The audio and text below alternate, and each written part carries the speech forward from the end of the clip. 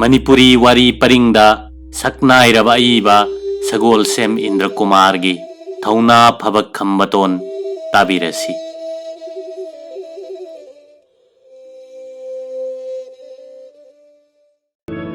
नोंग खंबतोन अयुक अंगनबदा सुम कोइना चटपदा महाकी कोकथक्ता पंगलाप लापतना उगी उरा मथेंगने सही तरा चुपना मफम मदुद लैरकपदा महाक उरा अदु अमुक्त थेंगनखिदबने। महाकना उरा अदुगी परिंगदा सुम यंखतखिबदा चिंथक फावब काखतख्रे। चिंथक हौरिबा उ अदुगी मरा तारकप सोइदन ओइरमगनी हाइना महाकना लेपले। खंबतोन चोंखत्तुना उरा अदुदा ताप पाइदुना यानख्रे। मदुदगी महाक मखोंग मखुतना यानदुना सुम काखले। चिंग अदुदगी तंखाई फाव यौना काखत्रे अदुबु महाक मसादु पुमसोक चोकथरे। अपामो मनीदु चोकथखिबना उरा अदुदा यानबा ngamsilaktre। खंबतोन चिंगदोन यौना उरा अदु यानदुना काखत्पा ngamgani हाइबा थाजद्रे। महाक सोइदना मखादा तासिन्दुना सिरगनी हाइना खनख्रे। अदु महाक खरा खरा सुम सुम सितुना काखत्पदि लेपते। करिगुम्बा मता चाबा मफमदा मखोंगना मसाबु सौगत्तुना काखले। महाकी कोक्तोन मक्तदा चाउरबा नुंजाव अमा उरे।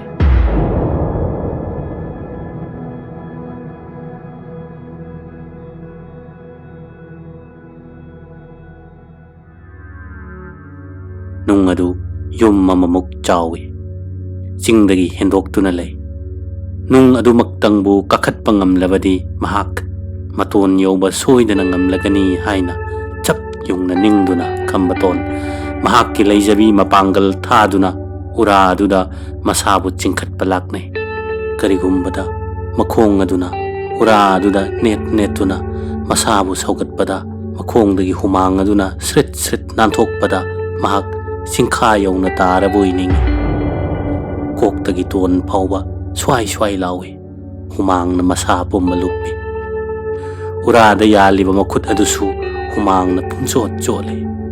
काखत्के होतनबा खुदिंगी अमुमुक नांथोए।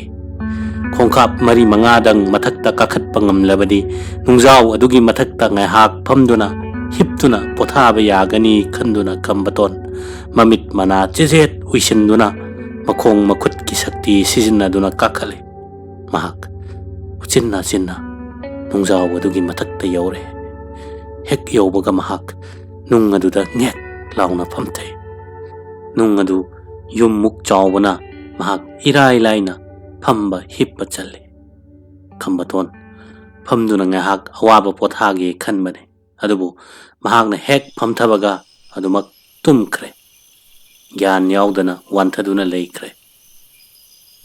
महाक कयाम कुइना मफम अदुदा ज्ञान याउदना लेरुरबगे हाइबा खंगबा ngamde। अदुबु महाकना ज्ञान तारकपा मतमदा पुमम ममदुना लेरमे। अहिंग ओइरे हाइबा महाक खंगे। अदुबु महाकना लेरिबा मफम अदु करिनो हाइबदी महाक थोइना खंगुदे। महाकना हाइफेट लैदुना येंगबदा वांगलबा चिंग अदुगी मयाइदा लैबा चिंगजाव अदुगी मथक्तनी हाइबा महाक खंगले। हौगतकी होनै अदुबु मसा पुम्बा अदु लोइनबा चोकथबना महाक लेंगबा फावबा ngamdre। मखुत अदु थांगतकी होनै थांगतपा ngamde। अहिंग नोंगसोइबा मफम मदुदा लेले। नोंग alaklabada खंबतोन हौगतकी होनै मदुदसु महाक हौगतपदी लाइरदना मपामबोम थांगतपा फावबा ngamdre। मसा पुम्बदु इपोप पोपतुना यावनबा फावबा ngamdre। खंबतोन नुंजाव अदुगी मथक्ता लोंगना हिप्तुना लेरे। ममाई अदु मथक्ता उंखतपना चिंगजाव अदु तसेंग तसेंगना उबा फंगे। चिंगदोन अदु महाकना लेरिबा मफम अदुदगी पंगलाप लापत्रे। महाक मसा अदु हौगत कांखतपा ngamlabadi ngaiहाक तंगी मनुंगदा महाक चिंगदोन यौबा ngamlagani खले। अदुबु खनबता मंगाय महाक हौगतपा फावबा ngamde। नुमित युंगबगी मतम यौरक्लबदा खंबतोन हेना वाख्रे। नुंसागी मैसाना यैसल्लकपने नुंजाव अदुदगी सागलकपने महाक खंगफम खंगद्रे। मसा Pumbaa हुमांगना पुंगलुप लुप्पी। mahak chak lambanasu loire ising khorang-banasu sigadore adubu khambaton upai leite haugat pangamdriba phawba masa kankhatriba phawba mahak hiptuna adumak chada thaktuna leiba tarame asumna khambaton haugat kankhat pangamdana leirakpana numit mangani sujinkre masa sokthabagi su mathakta chada thaktabana amuk hena sonthare adubu kuina potharaba matung asidadi mahak lengwatpa haugat kankhatpa khara ngamlakle adubu mahak yamna sonthare ura aduda yanduna chingdon phawba kaba ngamgani haiba asa udre upai leitrabada makharomda muk kumthakra sira haina khankre adubu makharomda kumthanaba hotnabaga mathaklomda kakhatnaba hotnabaga chap manana wagani haiba khangladuna mahak singthaklomda kakhatlage haina leple ahingdu matang ningthina potharaga mathangi ayuktadi mahak amuk hena kankhalagani mathang ayuk nganta numit thoktringaida singthak yauna karage haina lepladuna mahak nganta na tumkre ayuk anganbada khambaton mikap tholakpada masadu hanadagi hena nungaire singdol yauna kaba ngamgani khanduna mahak uradu paiduna kakhatpa hore matam kuina chada thaktabana mahak yamna sonthare adubu inak nakna kokthakta chingdol adu leirabana mahak anauba asaga loinana khongkap amamam kakhale sum naksilakpagi matik thauna hapkale khambaton wahare soktare adubu mahak ikui kuidana chingdon yore ura adudagi uru adugi leibak mathang paiduna khambaton u pambi adugi makhong yaukre ukhong aduda mahak ngaihak amuk phamboi hipoi tauduna pothare ngaihak awa potharaba matungda ura adu yengbada taseng namak upal adugi mara oiramle mahak u aduda pairaga makharomda yengtharakpada mahakna leiramba chingkha adu piktakna uba phange turen adusu pisak pikna chele turel aduna lokhada ising chaibi oina takribadu mahak taseng na ui khambaton mafam madu yenglaga mabuk ningda nungsiba poi sahi tara chupna leiraklaba mafam niko khallubada mamit anida pi sinthare phana kuina mahak mafam madu hongduna yenglaga khalle masidaniko aina leirambado adagi nunga sidane aina ahanpa panduna leiramba mafamdo nunga si leiramdrabadi ai singchaibi asida senthaduna siramgadabane aina waikhu pharamba mafamduna adagi sine aina ahing hek tumfamdo ada leire asumna khambaton mahakna mafam maduda sahi tara chupna leirakpadu mikup khuding ngaihak aduda ningsing mapi chadum sinthare matam kuina yenglaba matungda khambaton mafamdu chaweng amuktang yenglamlaga chatlage khalle mahak mafam madu mamit penba makhai amuktang yenglamlaga makhong thangba horakle adubu mahak kadomda chatkadagi khangde kadomda chalaga mayum yaugadagi su khangde mamanglomda khara laptakna khwaidagi wangba chingdon namoi chingdonduda karaga mahak chatpa yaba lambi amadi uba phangbra yenge khalladuna mahak chingdol adu tamna chatpa horakle chingdol adu yaubada phana kuina change khambaton chingdolduda leplaga maikai khuding yengduna lei mitna hek okriba mafam phawbada mahak chinggi chingakta okri ching amagi mathangda ching ama chingsang amagi mathangda chingsang ama khambaton kamdowna yum yauba ngamgadage khanbagi matik mayum nungsirei mabubok amadi mamanaba kaya mathang ningsingai awaba kaya taruraba matung asidadi mahak amuk hanna awaba taningdre awaba amuk hanna nangdanaba hek ngamba makhai honage khanduna mahak yum yaunaba mahakna olliba maikai aduda chatpa horakle.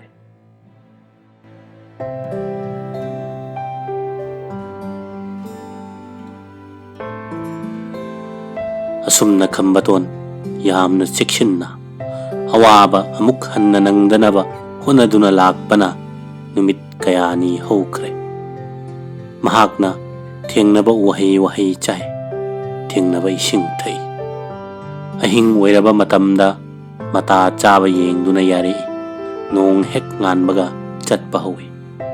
Asumna singsang kaya lalakle singlon kaya salakle. Adu phawbada tampak kilam amatta uba phangdre. Yengki ba maikaida singlon pareng chingsang pareng damak leibawi. Handakti kambaton yamna chekshinna chale. Khongpham khuning yengna thangi khongthang khuding chekshinna thangi. Soida ngamdanaba hek ngamba makai honai. Asumna lakpana numit kayani amasu hokre. Mayum yauningbagi wakhalna mahak pothaba naidana chale. Nongma ayuk anganbada kambaton singdon namada sum chale. Khanghaudana arapada nupi ama sampuduna chatpawi. Matomta matam kuina lairakpana taibang mi amatta uraktaba matam kuirabani. Khanghaudana taibang mi ama chatpa ubada mahak nungaibana haifam khangde. Mahak thoina khalluba tawdana nupi edugi manakta chanchille. Nupi edu hayit pambi amagi makhongda hayit hektuna leirame. Kambaton nupi edu da haire. Ima naha kadaidagino mafam asida kaidoribano. Nupi eduna khome. Ibungo ima di jingsangsidda leibane. Ima hayit he ye se nangsu ama chawse. Kambatona hayit adu lauraga chai. Nupi duna hangai. Ibungo nangdi mi tadaba jingsangsidda kaidauramlibano. Kambatona khome. Ima aidi sangai thendagini. Sahi kayagi mamangda aina angang oiringaida singda sing chanba lakpadagi lambi lamangna duna singsang thungna chalure. Surung kaya ama leirure. Awaba kaya sutarure. Ngasi aina hingduna leiribasi tasengnamak angakpa amane. Ai nahana siram lagadabane. Amuk hanna awaba tadana kamdowna yum yausige haiduna sum chacharibane.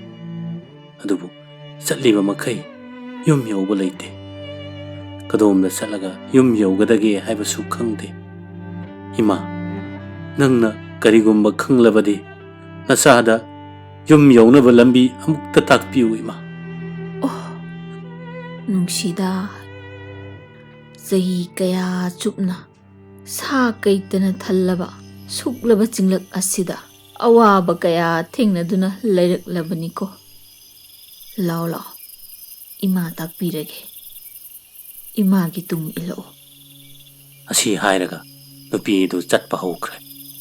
Kambatonsu mahaki matung induna chale.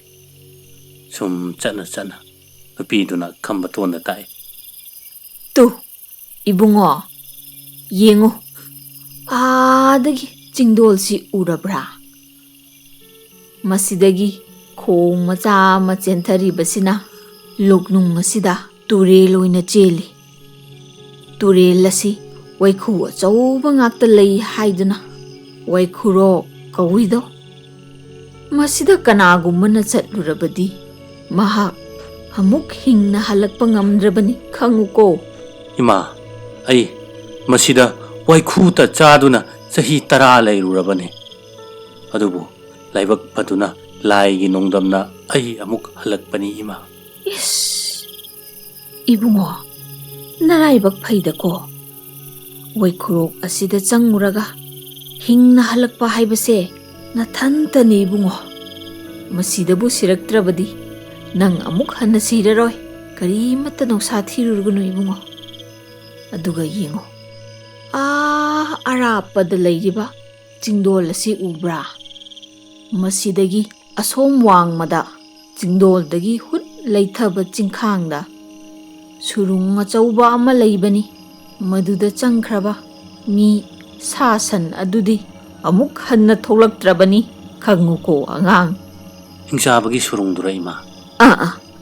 ꯃꯥꯅꯤ ꯏꯕꯨꯡꯉꯣ꯫ ꯃꯗꯨꯗ ꯆꯥꯎꯈ꯭ꯔꯕ ꯍꯤꯡꯆꯥꯕ ꯑꯃ ꯂꯩꯕꯅꯤ꯫ ꯃꯗꯨꯗꯕꯨ ꯆꯪꯈ꯭ꯔꯕ ꯍꯤꯡꯆꯥꯕꯒꯤ ꯈꯌꯥꯠꯇ ꯇꯥꯕ ꯁꯣꯏꯗ꯭ꯔꯕꯅꯤ꯫ ꯃꯃꯥꯡꯉꯩꯗ ꯆꯤꯡꯁꯥꯡ ꯑꯁꯤꯗ ꯃꯤ ꯀꯌꯥ ꯈꯨꯟꯗꯥꯅꯔꯝꯕꯅꯤ꯫ ꯑꯗꯨꯕꯨ ꯍꯤꯡꯆꯥꯕ ꯑꯗꯨ ꯀꯤꯕꯗꯒꯤ ꯍꯧꯖꯤꯛꯇꯤ ꯃꯤ ꯇꯥꯗꯕ ꯎꯃꯪ ꯑꯣꯏꯔꯕꯅꯤꯗꯣ꯫ ꯏꯃꯥ, ꯑꯩꯅ ꯌꯨꯝꯗꯒꯤ ꯑꯍꯥꯟꯕ ꯊꯣꯔꯛꯄ ꯅꯨꯃꯤꯠꯀꯤ ꯑꯍꯤꯡ ꯑꯗꯨꯗ ꯑꯩ ꯁꯨꯔꯨꯡ ꯑꯗꯨꯗ ꯆꯪꯉꯨꯏ꯫ ꯑꯩ ꯆꯍꯤ ꯀꯌꯥ ꯃꯄꯥꯟ ꯊꯣꯛꯂꯛꯄ ꯉꯝꯈꯤꯗꯦ꯫ ꯍꯤꯡꯆꯥꯕ ꯑꯗꯨꯗꯤ ꯁꯤꯍꯧꯔꯦ ꯏꯃꯥ꯫ ꯑꯩ ꯃꯍꯥꯛꯀꯤ ꯁꯔꯨ ꯄꯣꯂꯥꯡ ꯑꯗꯣ ꯎꯔꯛꯂꯕꯅꯤ꯫ ꯑꯩꯅ ꯑꯣꯟꯗꯨꯅ ꯌꯦꯡꯕꯗ ꯃꯀꯣꯛꯇꯒꯤ ꯃꯈꯣꯡ ꯐꯥꯎꯕ ꯑꯩꯒꯤ ꯈꯣꯡꯀꯥꯞ 30 ꯁꯥꯡꯉꯤ꯫ ꯃꯊꯕꯥꯛꯀꯤ ꯁꯔꯨ ꯄꯣꯂꯥꯡꯗꯣ ꯑꯩꯒꯤ ꯊꯥꯖꯤꯟꯃꯨꯛ ꯋꯥꯡꯉꯤ꯫ ꯑꯁ, ꯑꯃꯝꯕ ꯁꯨꯔꯨꯡ ꯑꯗꯨꯗ ꯑꯩ ꯉꯥ ꯉꯛꯇ ꯆꯥꯗꯨꯅ ꯍꯤꯡꯉꯛꯏ꯫ ꯍꯤꯡꯆꯥꯕꯒꯤ ꯌꯥꯔꯦꯛꯐꯝ ꯐꯝꯕꯥꯛ ꯑꯗꯨꯗ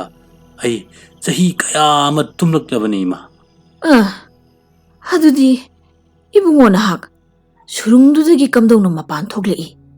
ꯏꯃꯥ, ꯑꯩꯍꯥꯛ ꯁꯨꯔꯨꯡꯒꯤ ꯊꯣꯡꯂꯣꯝꯗ ꯊꯣꯛꯂꯛꯄ ꯅꯠꯇꯦ꯫ ꯁꯨꯔꯨꯡ ꯑꯗꯨ ꯂꯝꯕꯤ 1000 ꯍꯦꯟꯅ ꯐꯥꯡꯉꯤ꯫ ꯁꯨꯔꯨꯡ ꯑꯗꯨꯒꯤ ꯃꯅꯨꯡ ꯑꯃꯗ ꯃꯄꯥꯟꯗꯒꯤ ꯅꯨꯡꯁꯥ ꯃꯉꯥꯜ ꯐꯥꯎꯔꯛꯏ꯫ ꯎꯆꯤ ꯃꯈꯨꯜ ꯑꯃꯃꯨꯛ ꯂꯥꯎꯅ ꯍꯣꯕ ꯑꯃ ꯊꯦꯡꯅꯩ꯫ ꯑꯩꯅ ꯆꯍꯤ ꯑꯃ ꯆꯪꯅ ꯃꯗꯨꯗ ꯊꯣꯛꯂꯛꯅꯕ ꯍꯣꯠꯅꯕꯗ ꯏꯈꯨꯠ ꯑꯁꯦ ꯏꯍꯤꯡꯅ ꯍꯤꯡꯁꯥꯈꯤ꯫ ꯑꯗꯨꯕꯨ ꯆꯥꯅꯤꯡꯉꯥꯏ ꯂꯩꯔꯛꯇꯕꯅ ꯑꯩꯅ ꯆꯥꯅꯕ ꯊꯤꯕ ꯆꯠꯄꯗ ꯂꯃꯥꯡꯅꯗꯨꯅ ꯍꯥꯟꯅꯒꯤ ꯃꯐꯝ ꯊꯤꯕ ꯐꯪꯈꯤꯗꯦ꯫ ꯀꯨꯏꯔꯕꯒꯤ ꯇꯨꯡꯗ ꯂꯝꯍꯨꯏ ꯃꯀꯣꯛꯃꯨꯛ ꯂꯥꯎꯕ ꯑꯍꯣꯕ ꯑꯃ ꯊꯦꯡꯅꯩ꯫ ꯑꯩ ꯃꯗꯨꯗ ꯋꯥꯅ ꯂꯤꯊꯣꯔꯛꯄꯅꯤ꯫